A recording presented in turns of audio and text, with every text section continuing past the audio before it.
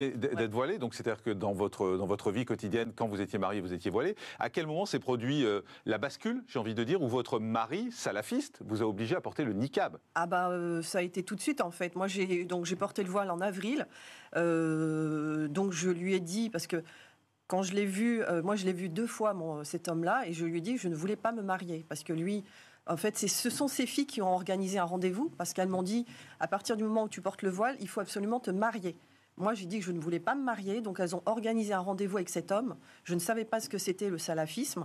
Lui m'a dit, je vais t'épouser. Donc je lui ai dit non, sûrement pas. Je lui ai dit, moi, je vais aller en vacances et je vais continuer mes études en septembre. Et il est venu à l'improviste voir ma famille avec sa famille en août. Et à partir de là, il a commencé à me faire un lavage de cerveau, à m'expliquer que le voile intégral, c'était très important pour être une bonne musulmane et que ces petits voiles que je portais étaient ridicules et que, en fait... il fallait que je change de vie, donc aussitôt, il m'a acheté il m'a emmené dans des boutiques à Paris, à Lyon aussi, où il m'a acheté mes premiers niqabs. Mais c'est-à-dire que vous sortiez dans la rue comme ça? Ah oui, oui, oui. Vous sortiez dans la rue comme ça? Ah oui, oui. En France? Ah oui, oui, oui, oui. Et puis en fait, c'était dans les débuts parce que j'ai été la toute première, moi, dans la ville où j'ai grandi. J'ai grandi dans une banlieue de Rouen. J'étais la toute première à porter le djellab. Donc le djellab, c'est le long voile noir. Et le niqab, en fait, c'est le voile qu'on met sur le visage. Donc moi, j'étais la toute première à l'époque à porter ce genre de...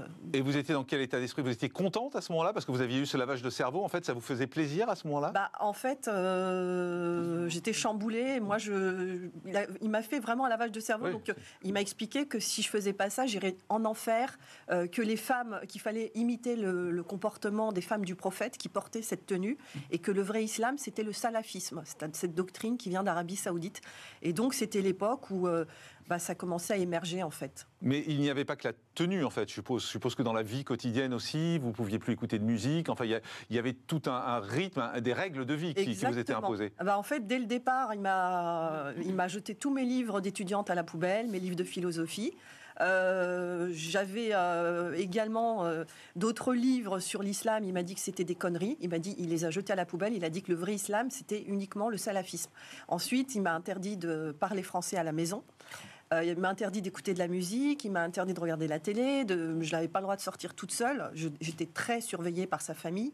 Et puis, il fallait que je me consacre uniquement à lui et aux enfants, en sachant que je suis tombée tout de suite enceinte. Donc, c'est à partir du moment où je suis tombée enceinte que j'ai compris qu'en fait, j'étais tombée dans un piège. Et j'avais demandé à mon père, j'avais dit à mon père, je ne veux pas rester avec cet homme, je pleurais.